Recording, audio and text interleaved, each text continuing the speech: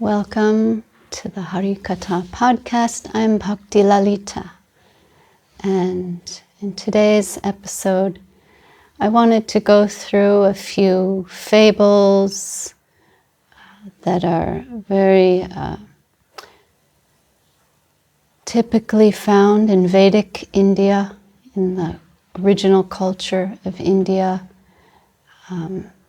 Many parables, allegories, fables, short stories are employed to convey spiritual instruction and moral code. Srila Bhakti Siddhanta Saraswati Thakur, my great-grandfather guru, he often used fables and parables, short stories in his talks, in his letters, in his discourses to illustrate the spiritual instructions and wisdom that can be found in the teachings of the Vedas, in Krishna consciousness and spiritual practice, wisdom stories that are full of wealth for the spiritual practitioners. He employed them in his preaching, and I have here one of the books that were compiled by his disciples and followers after his departure, collected from many of his talks and his letters, and called Upakyani Upadesh, instructions through stories. And you'll find them, many short stories like this in Vedic India, but one in specific is very Bengali, called the Frog's Half-rupee coin. And that's an expression you hear sometimes when some discussion is taking place about someone who's making so much over something so insignificant, like particularly about wealth, like being overly proud of very little wealth. And the story takes place, a frog living within and beside a pond that is regularly visited by a king's elephant. The keeper of the elephant often daily brings that elephant to drink some water in that pond. And the frog, seeing this elephant every day, is a little bit envious.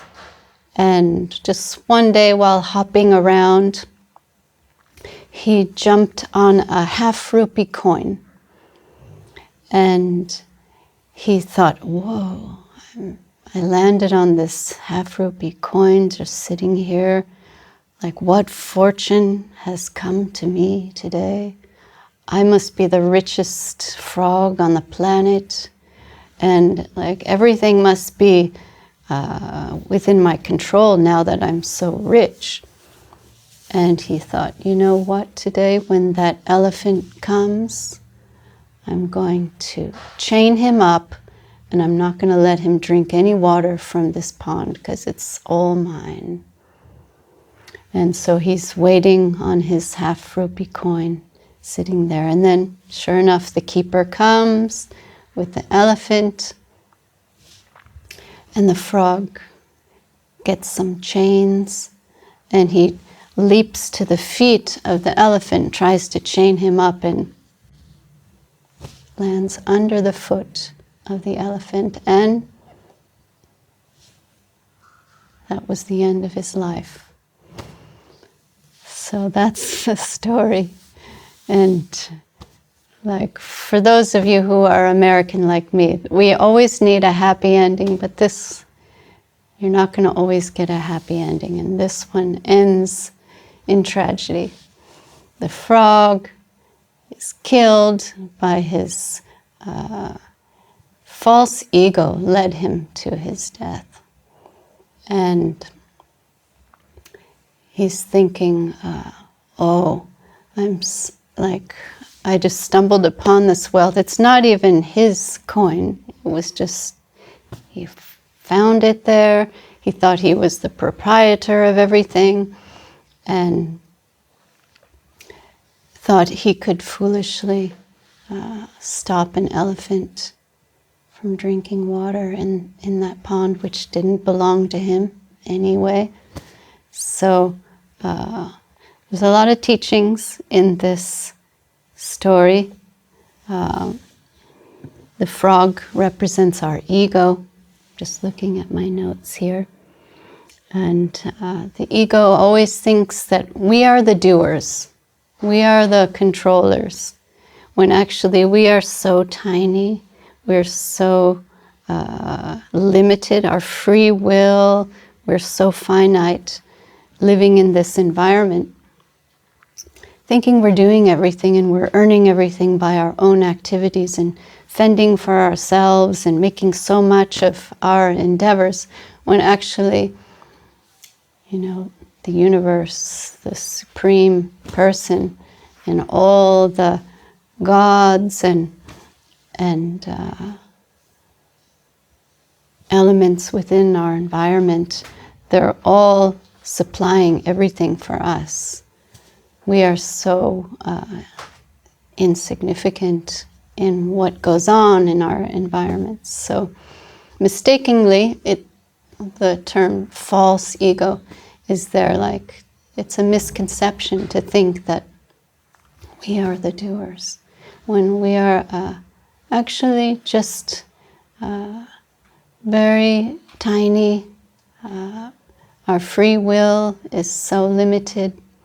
Our abilities are so limited. We're working under the constraints of an environment that is beyond our control. And what is dispensed to us is coming by some grace. So when we're deluded by our ego, we think we are the rightful enjoyers. And we pursue our own gain regardless of the consequences it may have.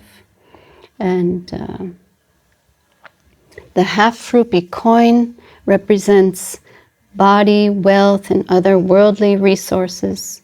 Although we didn't create them, we think they're ours. So, we're actually very small.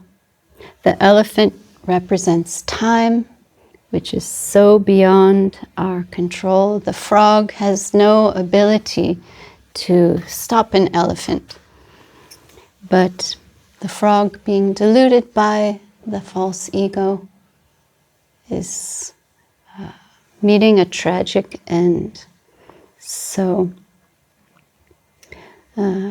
we can think we can find lasting happiness by attaining and maintaining temporary things, but ultimately we ourselves fall prey to the force of time.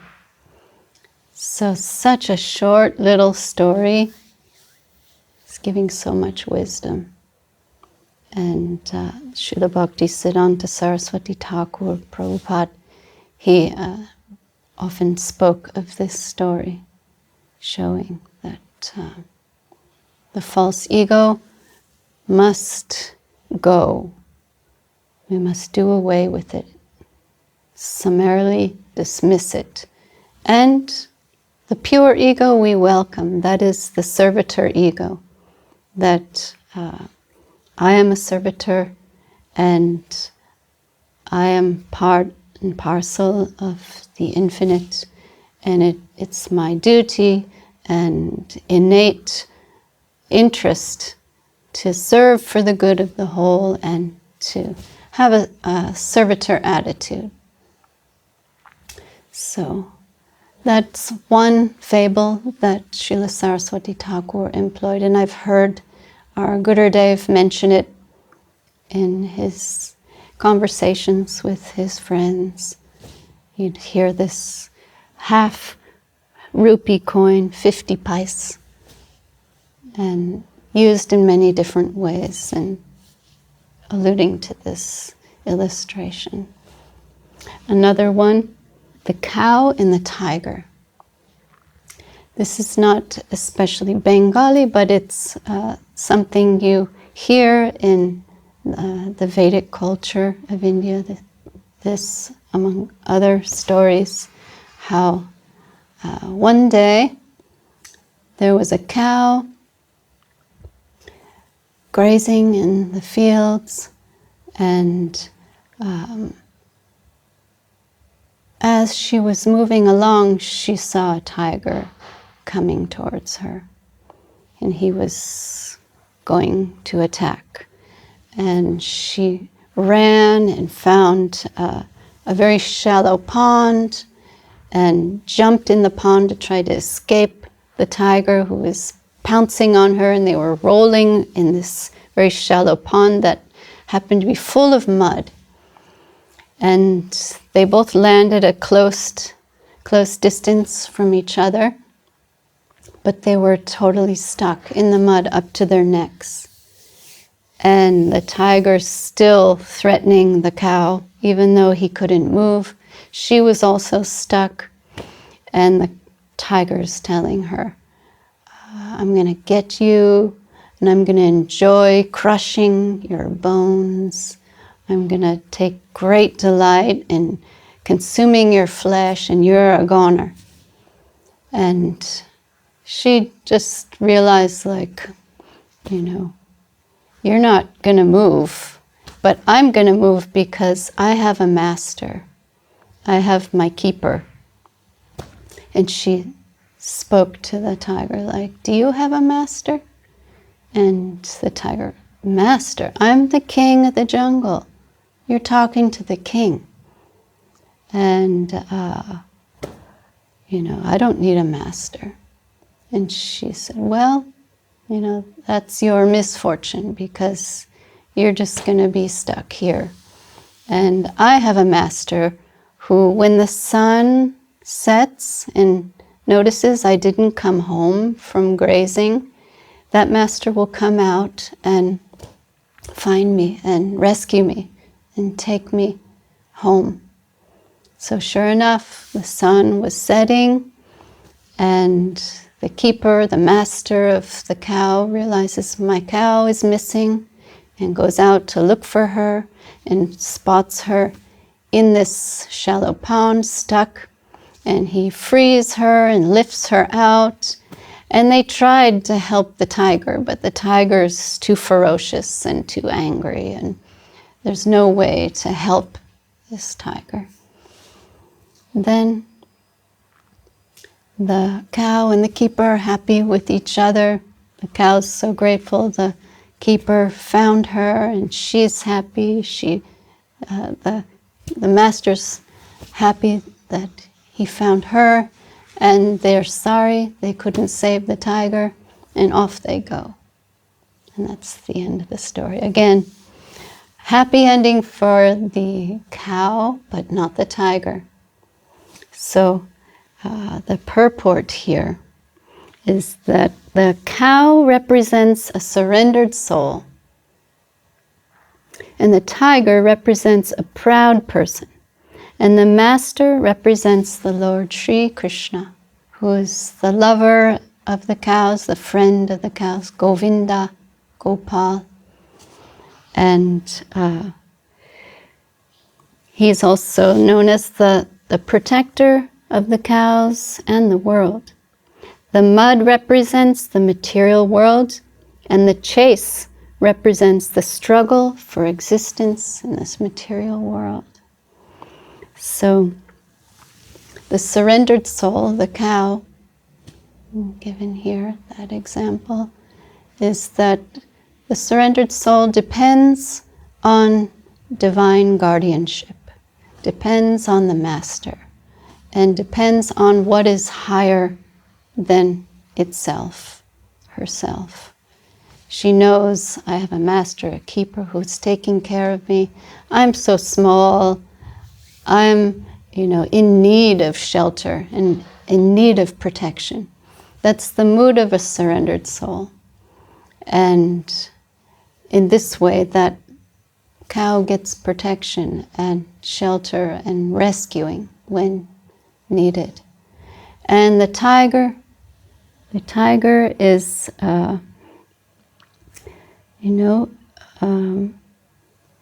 represents the proud person who doesn't think they need any help, who's thinking they're, the king of all they survey, not giving regard and submission to higher power that is actually maintaining and creating and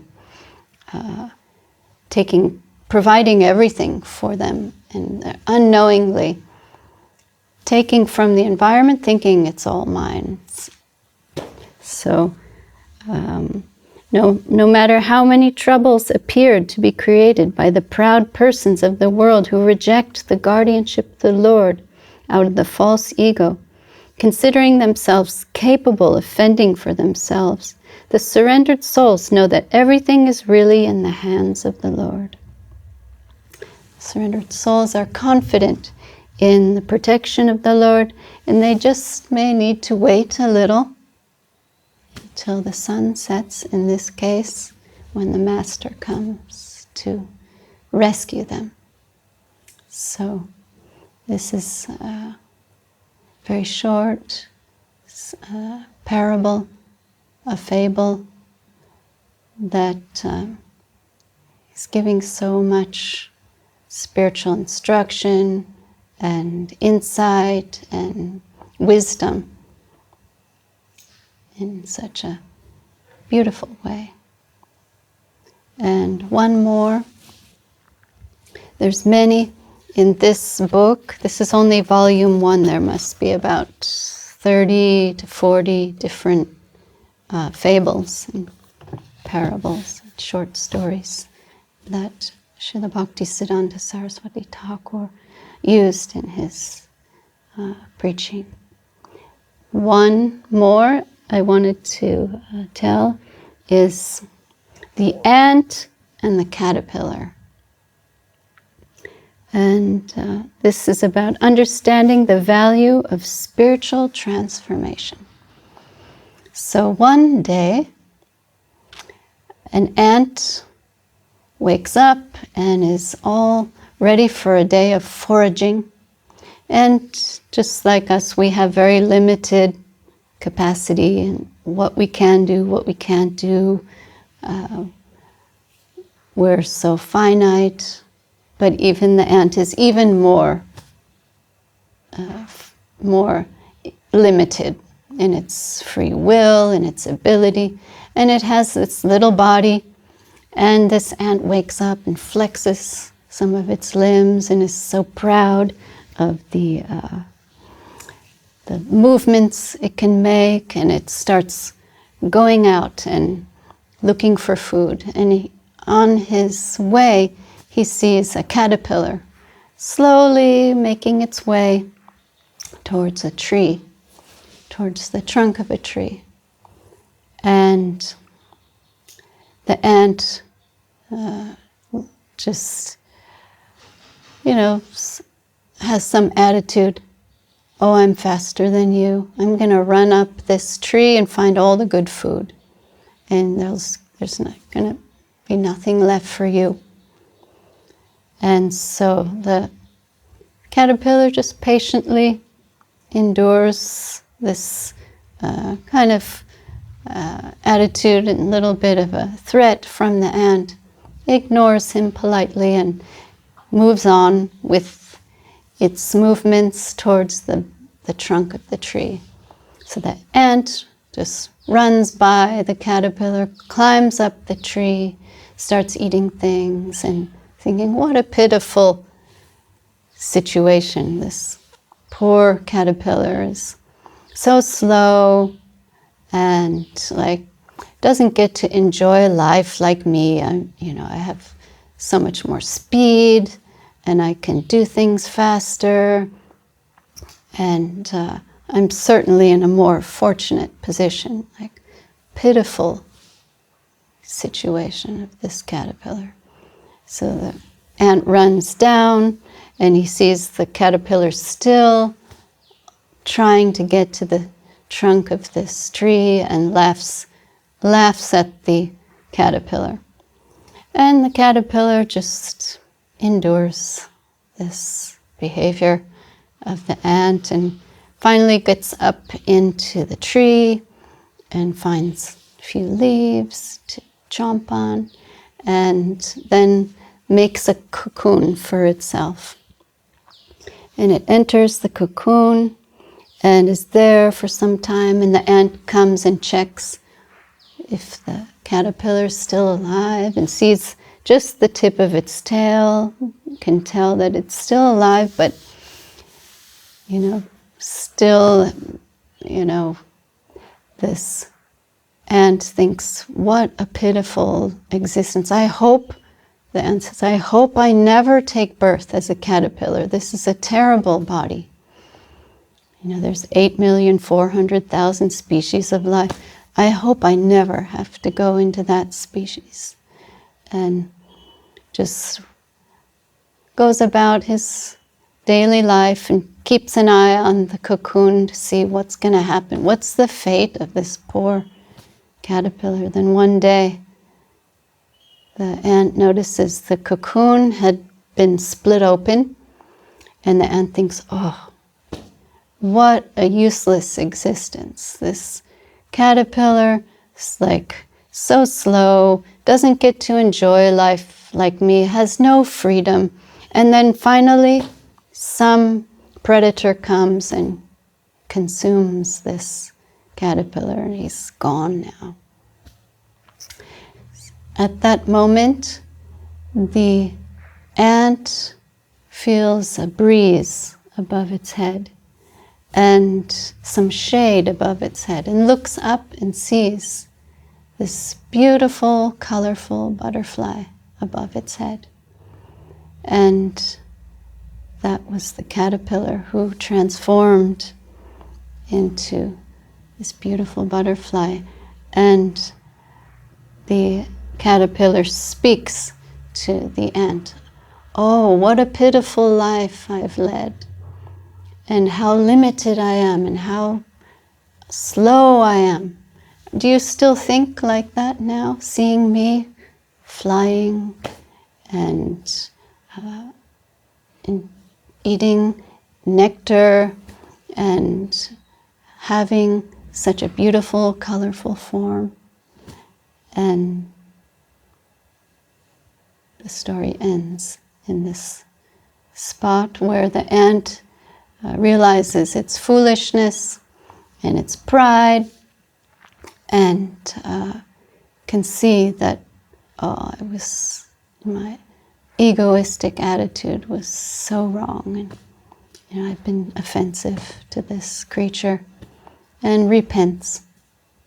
So the purport here is that the ant represents our ego, and it is so proud of the body and its health and wealth and freedom to move about, and its limited enjoyment of the environment, that thinking wrongly that these are the best things that can ever be attained. But the caterpillar represents our spiritual conscience, that it may be slow to emerge. Our spiritual development may be, as Srila Sridhar Maharaj says, modest, natural growth. We may not get immediate results in spiritual practice and in spiritual life, but it's sure to come by grace and in time. And the ant mocks the caterpillar for missing out on all that he enjoys. So our false ego belittles the value of our spiritual practice and urges us to ignore it. The false ego always gives us trouble on the spiritual path until we purify that false ego. And, when we can gradually come to understand our true self and the grace that comes from above, then spiritual experience will speak for itself, just like the butterfly is the result of its transformation. So we will also, in spiritual life, come to realize our transformation. We will be able to see and taste, test, smell, experience in all our capacity that what we have pursued in our spiritual life and all the endeavors it took, the oftentimes slow developing purification, it all has its transformation power, its potential, its capacity. It's realized through perseverance and through grace. So again, just a little fable that has so much wisdom, and one of many, many stories that come from Vedic India, and it's what I wanted to share today. And India, as Mark Twain says, of all religions, India is the only millionaire.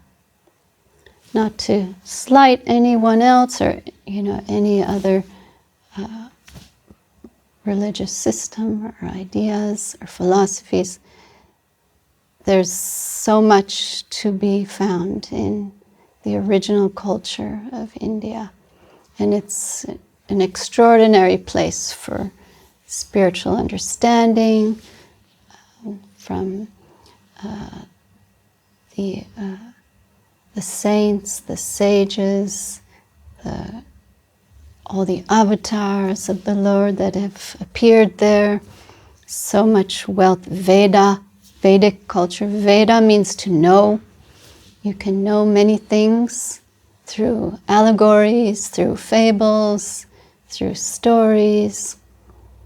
So just sharing a few of those today, and it's my pleasure to share. I hope you can appreciate them too.